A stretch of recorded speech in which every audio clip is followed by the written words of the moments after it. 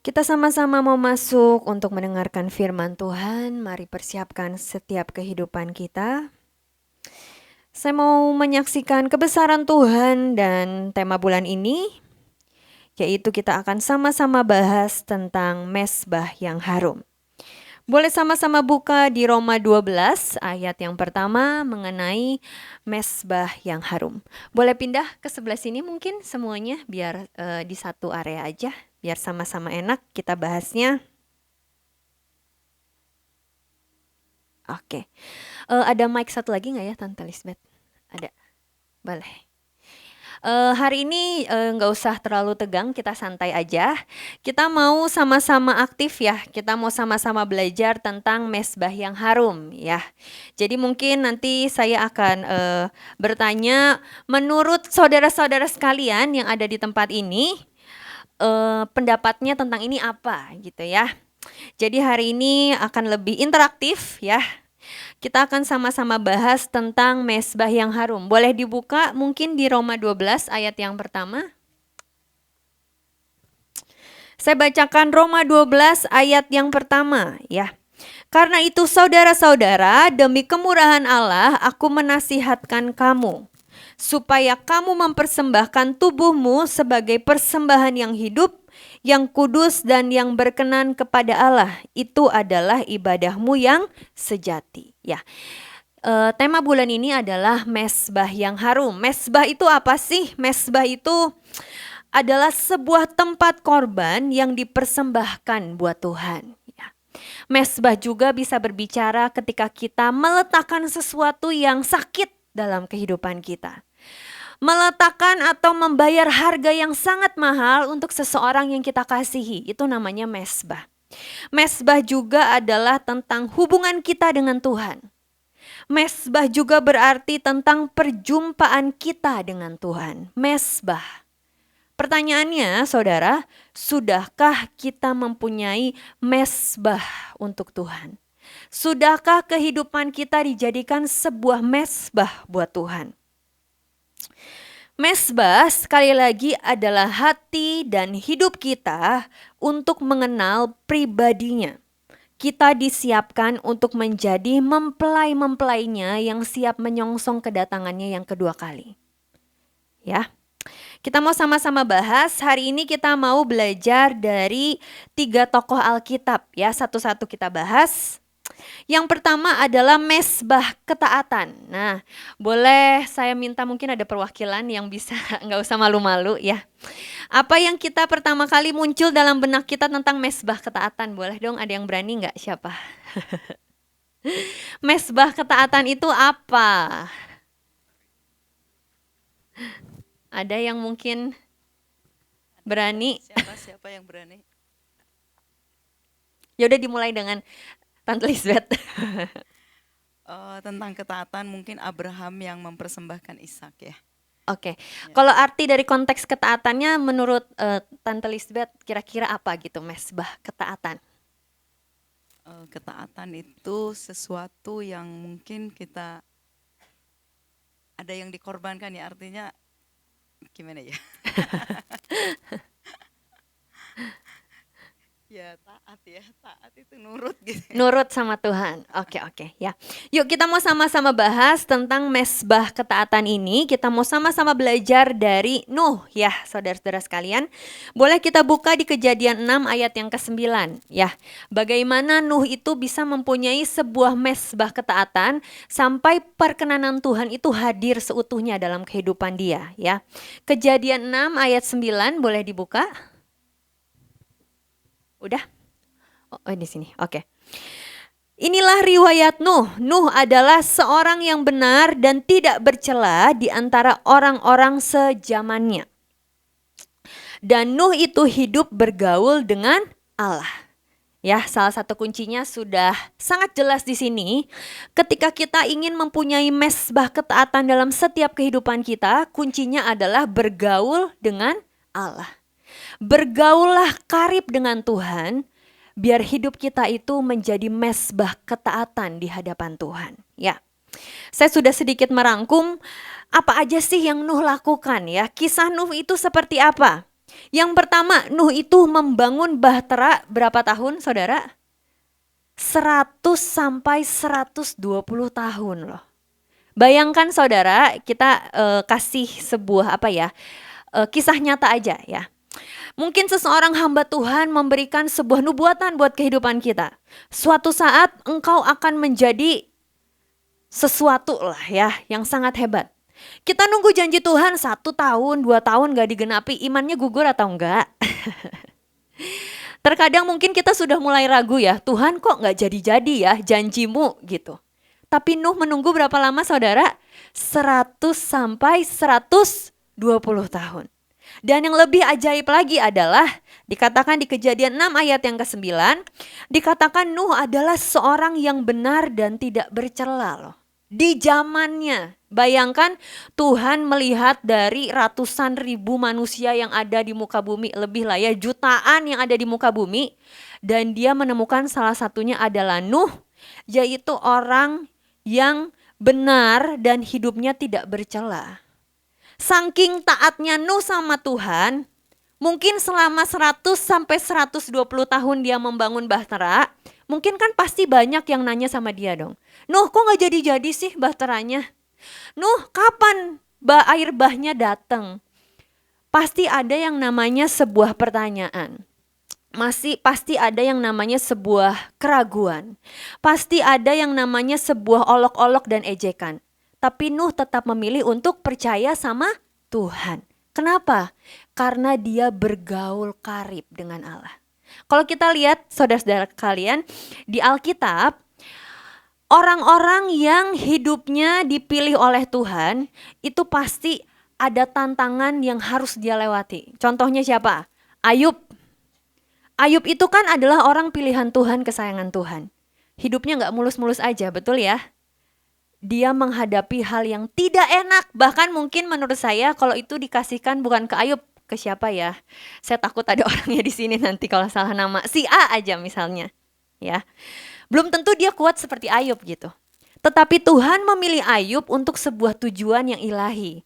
Bahwa Tuhan sudah tahu dia pasti keluar sebagai pemenang. Karena dia ditetapkan menjadi orang-orang yang benar di hadapan Tuhan.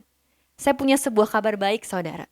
Kalau saudara sampai hari ini masih Tuhan izinkan menghadapi tantangan dan rintangan, percayalah kita adalah orang-orang benar yang dipilih oleh Tuhan.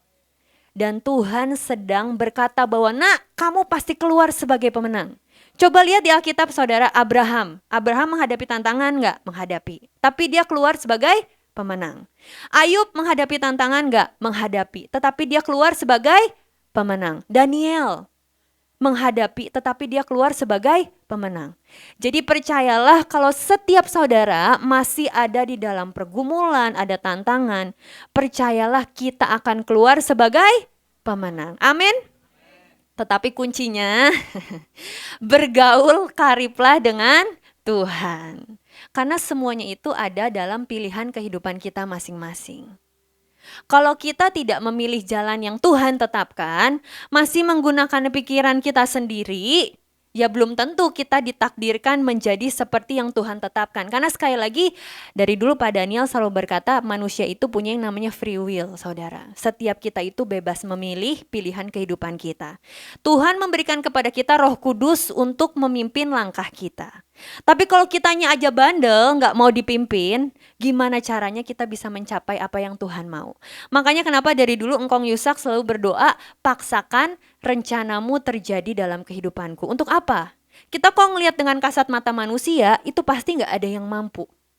Tetapi kalau kita pakai anugerah Tuhan, Tuhan yang mampukan kita sampai garis akhir bersama dengan Tuhan. Amin. Kita balik lagi ke Nuh. Nuh itu menjalankan perintah Tuhan. Dan akhirnya Nuh dan keluarganya selamat. Bayangkan saudara, 100 sampai 120 tahun dia menunggu janji Tuhan, dia tidak meragukan Tuhan, dia tidak berkata bahwa Tuhan itu bohong, tetapi dia keep on waiting, dia menunggu kapan janji Tuhan digenapi.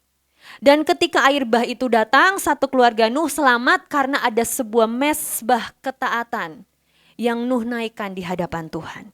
Kalau tema bulan ini adalah mezbah yang harum, biar senantiasa Tuhan mendapati kehidupan kita harum di hadapan Tuhan.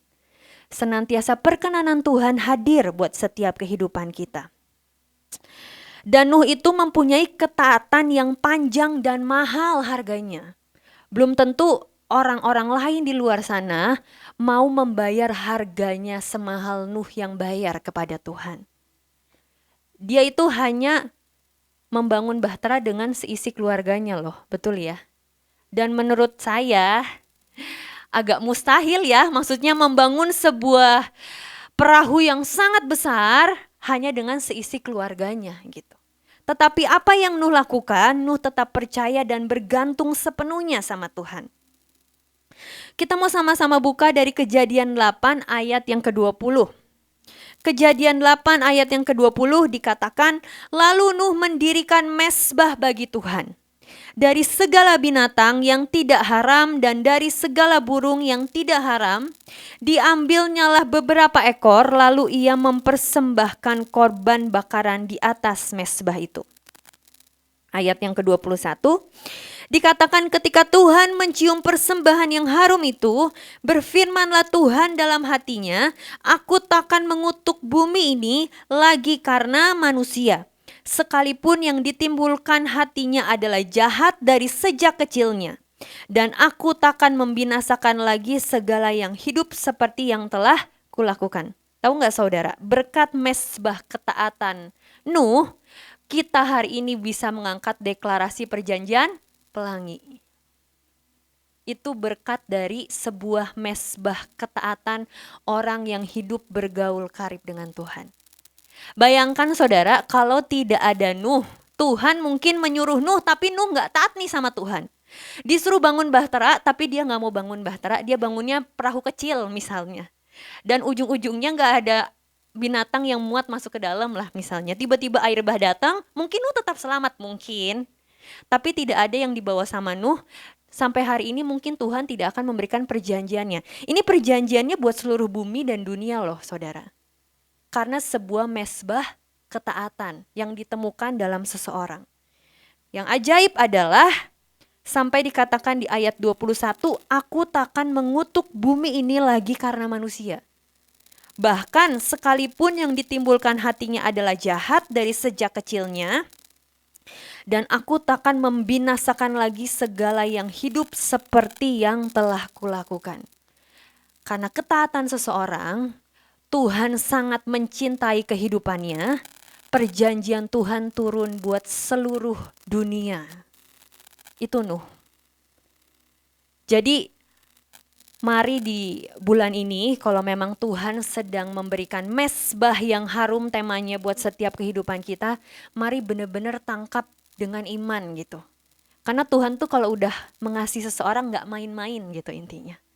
Dia rela memberikan apapun. Bahkan mungkin yang jauh lebih dari apa yang kita rindukan, buat keluarga kita, bahkan buat bangsa ini, buat seluruh apapun yang sedang kita doakan. Nuh mulai semua dengan mezbah. Orang yang benar dan takut akan Tuhan akan selalu kembali kepada mezbah. Ketika dia menghadapi apapun yang menjadi rintangan dalam kehidupannya, dia gak lari kemana-mana, dia lari ke mezbah. Mezbah itu Tuhan, dia balik kepada Tuhan. Karena hidupnya senantiasa bergaul karib dengan Tuhan. Masalah besar tidak menghancurkan Nuh, karena Nuh lebih kuat dalam Tuhan daripada besarnya masalah. Punyailah fondasi yang kuat di dalam Tuhan. Fokus dengan apa yang Tuhan perintahkan. Kalau Tuhan sudah menyuruh kita untuk melakukan sesuatu, kita menangkap visi dari Tuhan, yuk mari lakukan. Jangan goyah, tuntaskan sampai akhir. Percayalah Tuhan melihat kesetiaan dalam setiap kehidupan kita. Mungkin manusia gak lihat, tetapi mata Tuhan ada di mana-mana saudara. Tuhan perhitungkan semuanya. Lakukanlah apa yang benar di mata Tuhan dan jalani semuanya dengan sebuah tanggung jawab. Apa bedanya orang yang melakukan sesuatu tanpa tanggung jawab dan dengan tanggung jawab? Kalau seseorang punya rasa memiliki, dia akan memberikan yang terbaik yang dia bisa lakukan. Tapi kalau seseorang hanya melakukannya sekedar biasa aja, percayalah nggak ada rasanya, saudara. Saya dulu pernah memberikan contoh, kalau seorang penari aja ya, mungkin jadwalnya dia menari gitu, tapi sudah dengan rutinitas. Tetapi ada salah satu lagi penari yang memang dia sangat mencintai Tuhan tapi masih baru. Kelihatan ya, biasa dari gerakannya, ada yang kaku, ada yang enggak gitu. Tapi semua yang keluar dari hati itu akan berbeda bentuknya. Walaupun mungkin yang ini lebih berpengalaman, yang ini baru gitu. Tetapi yang baru itu akan lebih terlihat bahwa dia menaikkan sesuatu di hadapan Tuhan. Jadi mari lakukanlah dan jalani dengan tanggung jawab. Itu mesbah ketaatan. Yang kedua, kita mau sama-sama bahas tentang mesbah pengenalan akan Tuhan. Kita mau sama-sama belajar dari tokoh di Alkitab, yaitu tentang Yeremia, ya. Yeremia ini adalah seseorang yang berasal dari keluarga imam, tetapi Tuhan memanggil dia menjadi seorang nabi. Bahkan dia mempunyai sebuah julukan nabi yang meratapi bangsanya. Kalau kita belajar tentang Yeremia, apa sih yang kita bisa petik ya? Dia adalah seorang nabi yang tidak kompromi dengan dosa. Apapun yang dia lakukan, dia akan lakukan yang terbaik buat Tuhan dan sama sekali dia tidak berkompromi dengan dosa dan dia tetap setia kepada Tuhan. Itu Yeremia. Ada saatnya di mana Yeremia itu goyah, ada saatnya di mana Yeremia itu merasa bahwa dia sangat masih muda, tetapi Tuhan kembali menguatkan setiap kehidupannya. Sama seperti kehidupan kita. Terkadang Tuhan panggil kita menjadi seseorang yang mungkin kita berpikir saya mampu atau tidak ya gitu. Tetapi percayalah kalau Tuhan sudah memanggil kita, Tuhan yang akan memampukan setiap kehidupan kita. Saya mau kesaksian sedikit ya saudara ya. Dulu waktu ayah saya dipanggil Tuhan pulang, kan tiba-tiba saya harus menjalani semuanya bersama ibu saya gitu ya. Saya harus melanjutkan pelayanan apa yang sudah Pak Daniel ini mulai gitu. Ada saatnya di mana saya itu bertanya-tanya sama Tuhan, Tuhan gimana caranya, nggak ada yang ngajarin saya gitu maksudnya. Saya sebagai anak berharap ketika ayah saya masih ada, dia bisa menuntun saya, lah ini loh caranya berkhotbah. Lah ini loh caranya mendoakan orang sakit. Lah ini loh caranya engkau pergi ke bangsa-bangsa. Itu yang saya rindukan dulu. Tetapi ternyata Tuhan kan berkehendak lain gitu ya. Sampai satu titik saya itu ngomong sama Tuhan. Tuhan gak tahu gimana caranya. Pokoknya kalau engkau membuat saya harus melanjutkan semua ini, engkau yang harus mengajari saya sampai saya bisa melakukan semuanya gitu. Singkat cerita, saya ini setiap hari doalah sama Tuhan, Tuhan paksakan rencanamu jadi dalam hidupku gitu. Tiba-tiba saudara, saya itu merasa bahwa setiap saya pelayanan, Tuhan tuh seperti memberikan saya seorang sosok ayah yang mengajari saya, percaya atau enggak gitu. Contoh ya saudara ya, saya ingat banget pertama kali saya pelayanan ke India. Pelayanan ke India, saya itu tidak bersama dengan ibu saya karena kita bagi tugas, ibu saya di Indonesia, saya pergi menjadi utusan di India gitu. Saya pergi dengan beberapa orang AOC dan buat saya pribadi, baru buat saya untuk mendoakan orang-orang yang sakit dengan bahasa Inggris gitu. Saya jujur gak bisa gitu maksudnya. Saya bingung bagaimana mendoakan mereka, bagaimana approach mereka dan lain-lain gitu.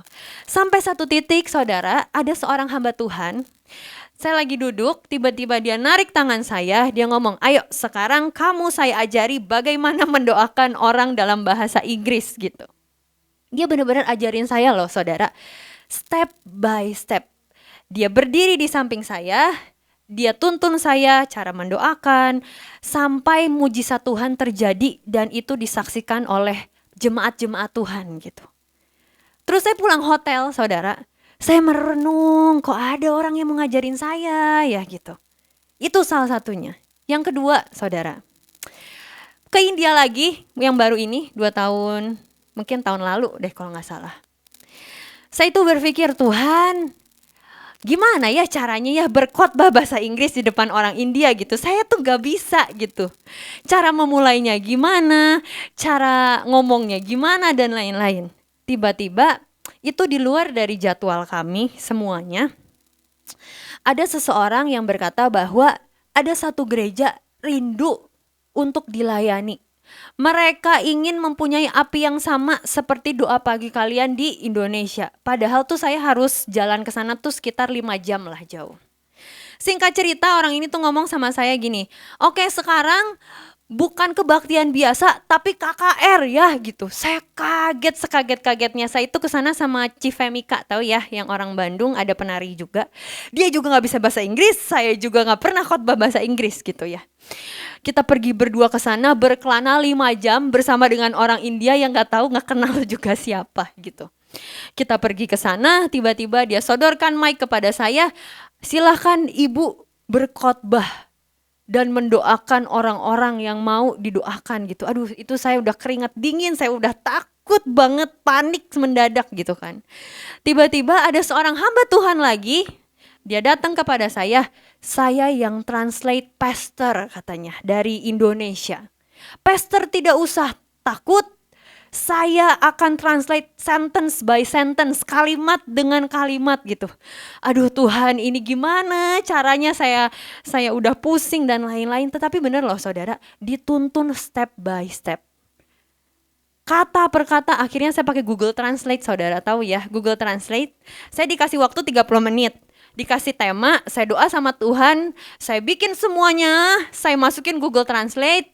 Akhirnya kita bacakan satu-satu dan dia translate satu-satu gitu. Terus saya tuh ngerasa ya, aduh Tuhan, kok Tuhan tuh baik banget buat saya gitu ya. Walaupun ayah saya di dunia udah gak ada yang ngajarin secara langsung, tapi Engkau tuh tetap mengajari saya step by step untuk saya bisa melakukan sampai hari ini. Sampai akhirnya saudara, singkat cerita, Tuhan yang mimpin semuanya, KKR sudah selesai, kita doakan orang sakit juga selesai, banyak yang bersaksi di depan gitu. Saya benar-benar sangat bersyukur dengan tuntunan Tuhan. Yang ketiga ya saudara ya, ada saatnya di mana itu saya tuh berpikir apa saya terlalu muda ya buat memimpin organisasi ini gitu. Itu saya gumulkan dalam hati, saya doa, saya puasa sama Tuhan. Tiba-tiba ada seorang hamba Tuhan lagi dari tempat lain gitu. Pas pelayanan di AOC, dia duduk di samping saya di green room, saya yang selalu menemani beliau-beliau sebelum naik ke mimbar. Dia ngomong sama saya, kamu tuh ya kenapa sih katanya, kamu doa apa sama Tuhan? Iya, saya lagi berdoa puasa, Om saya panggil. Apakah saya terlalu muda ya untuk memimpin organisasi ini gitu? Saya jujur gak tahu, ayah saya udah gak ada gitu kan tiba-tiba gitu. Dan tiba-tiba saudara, orang ini itu punya cerita kisah yang sama persis. Di usia muda dia tinggalkan oleh ayahnya dan akhirnya dia harus memimpin organisasi yang cukup besar sampai hari ini. Akhirnya dia kasih tahu saya, dia bimbing saya, dia bilang apa yang harus saya lakukan dan lain-lain. Dan kembali saya disadarkan bahwa penyertaan Tuhan itu sempurna buat setiap kehidupan kita.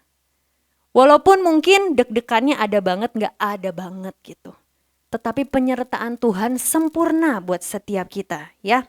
Seperti dikatakan dalam Yeremia 1 ayat 4-5, saya bacakan. Sebelum aku membentuk engkau dalam rahim ibumu, aku telah mengenal engkau. Dan sebelum engkau keluar dari kandungan, aku telah menguduskan engkau. Aku telah menetapkan engkau menjadi nabi bagi bangsa-bangsa. Ada saatnya di mana Yeremia juga merasa tidak mampu, dia merasa masih muda. Tetapi sekali lagi Tuhan meyakinkan bahwa dia akan menyertai dan memberikan kekuatan kepadanya. Yeremia.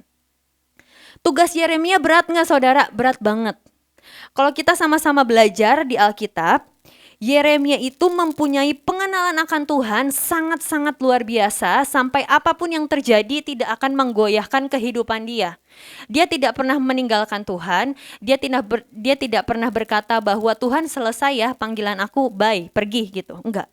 Yeremia itu saudara, bahkan sampai di akhir hidupnya bangsa Israel bertobat enggak? Enggak loh.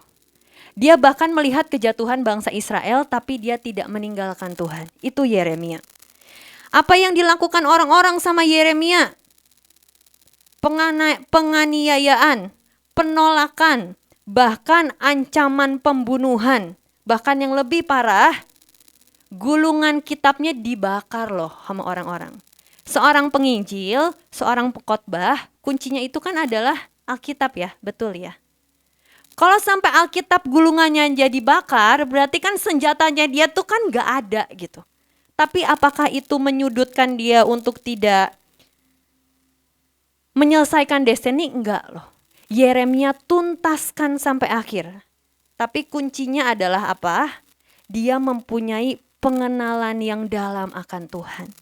Ada mesbah pengenalan akan Tuhan yang ditemukan dalam kehidupannya.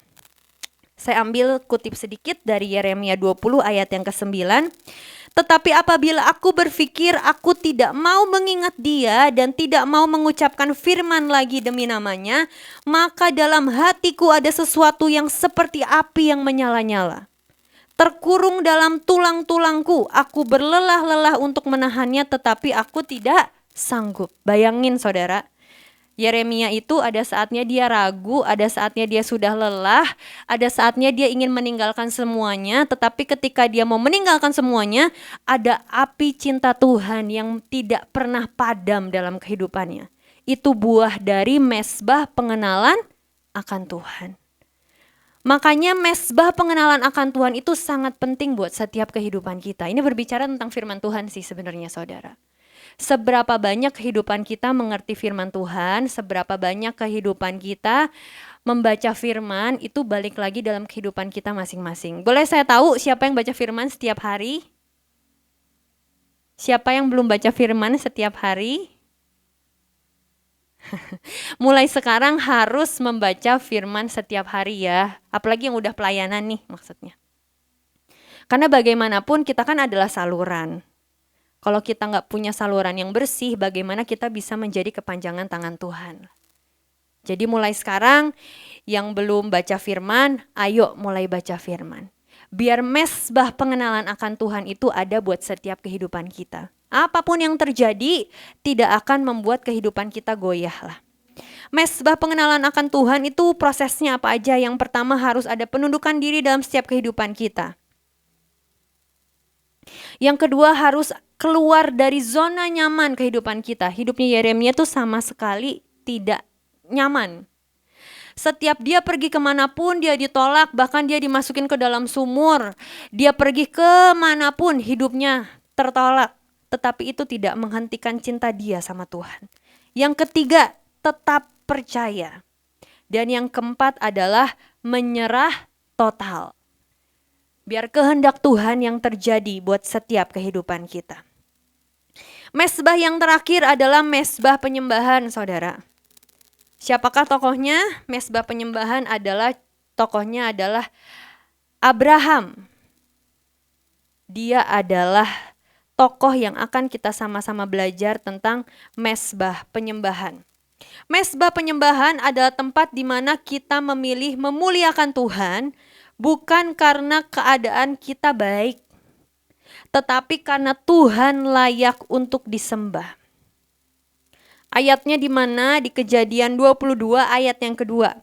Firman-Nya berkata, ambillah anakmu yang tunggal itu yang engkau kasihi, yakni Ishak, pergilah ke tanah Moria dan persembahkanlah dia di sana sebagai korban bakaran pada salah satu gunung yang akan kukatakan kepadamu.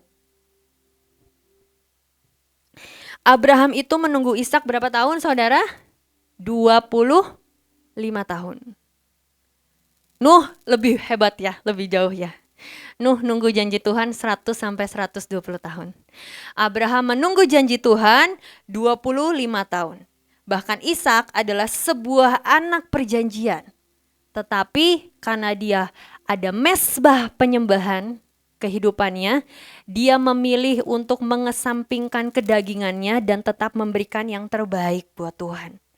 Dia siap mempersembahkan yang paling berharga dalam kehidupannya karena dia berkata bahwa Tuhan di atas segalanya. Biar mesbah penyembahan itu hidup dalam setiap kita. Di Kejadian 22 ayat yang kelima dikatakan, kata Abraham kepada kedua bujangnya itu, tinggallah kamu di sini dengan keledai ini. Aku berserta anak ini akan pergi ke sana, kami akan sembahyang, sesudah itu kami kembali kepadamu.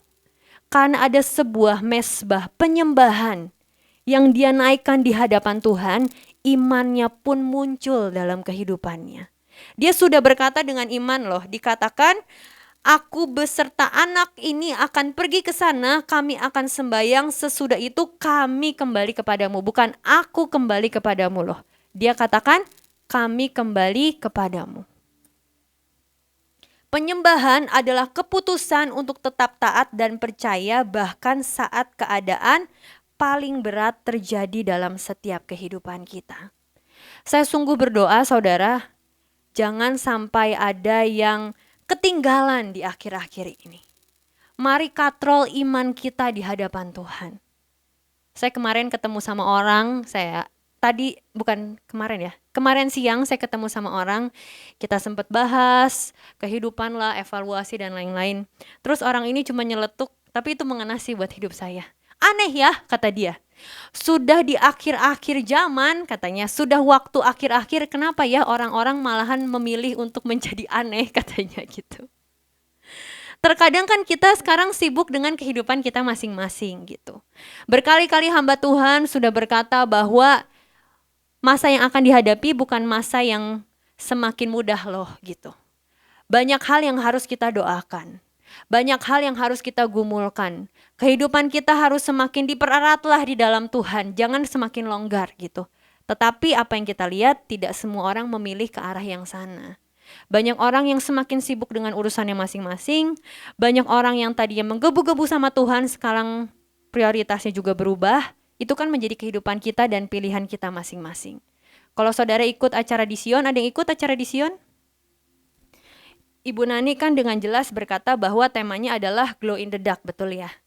Glow in the dark itu kan berbicara bahwa di tengah masa kesesakan, di tengah masa yang sulit, hidup kita akan dibedakan menjadi orang-orang yang bercahaya di hadapan Tuhan. Tetapi ada bagian yang harus kita lakukan, saudara-saudara sekalian. Punyailah mesbah yang harum di hadapan Tuhan. Gak bisa instan, Tuhan saya mau dibedakan, saya mau jadi terang. Tapi hidup saya gini-gini aja, gak bisa juga. Ada bagian yang harus kita lakukan. Bergaullah karib dengan Tuhan, punyailah saat teduh sama Tuhan, punyailah pengenalan akan Tuhan, baca firman yang banyak saudara. Bener loh, firman itu ya bisa menguatkan setiap kehidupan kita. Terkadang berita buruk aja, kalau kita gak kuat, itu bisa membuat kita ketakutan, gentar gitu. Takut besok terjadi apa, takut besok terjadi apa. Tapi kalau hidup kita udah kuat, di hadapan Tuhan, fondasinya kuat, kita akan tetap mempunyai iman bahwa kita dibedakan. Kita dilindungi, kita disertai.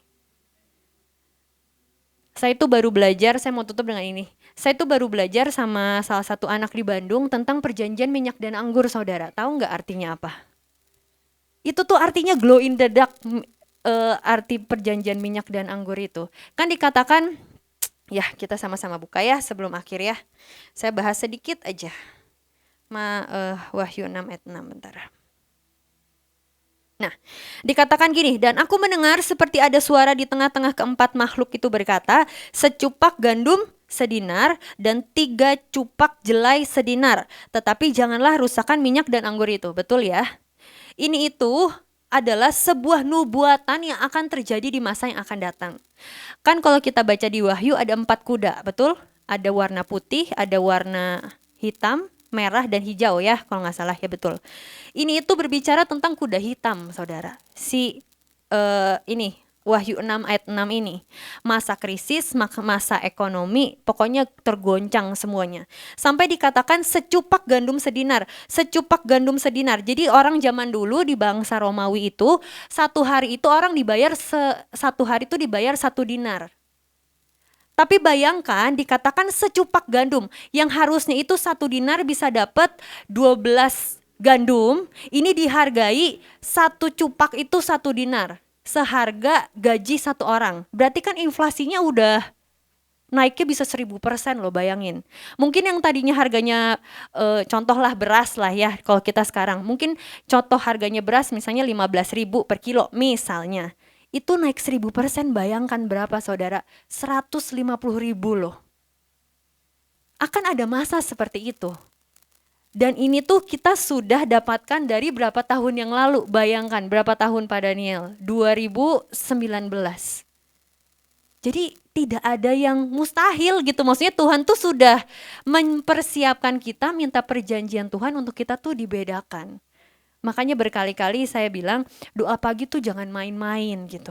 Kalau Tuhan sudah memberikan kita perjanjian, Tuhan sudah memberikan kita jaminan, tetap setia yuk, pegang teguh. Nuh aja nunggu 100 tahun dan dia setia loh. Dan janji Tuhan digenapi buat kehidupannya. Masa kita imam-imam Tuhan, kita semakin disibukkan dengan aktivitas yang lain, tapi kita meninggalkan apa yang menjadi warisan utama dari pendahulu kita gitu. Karena waktu saya belajar tentang ini kaget banget nih, yang kedua lebih kaget lagi. Dan 3 cupak jelai sedinar. Ini naiknya lebih tinggi lagi loh, berapa persen naik.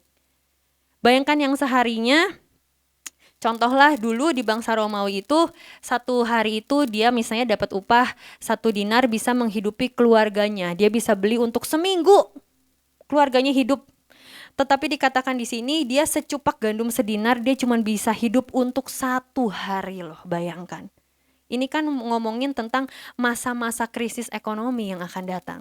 Tetapi dikatakan, tetapi janganlah rusakkan minyak dan anggur itu. Dan itu kita lakukan loh setiap pagi. Sudah hampir 6 tahun berarti sampai hari ini. Jadi sekali lagi, jangan pernah menyepelekan apa yang Tuhan sudah berikan. Ternyata Tuhan sudah mempersiapkan kita loh buat hari-hari yang akan datang.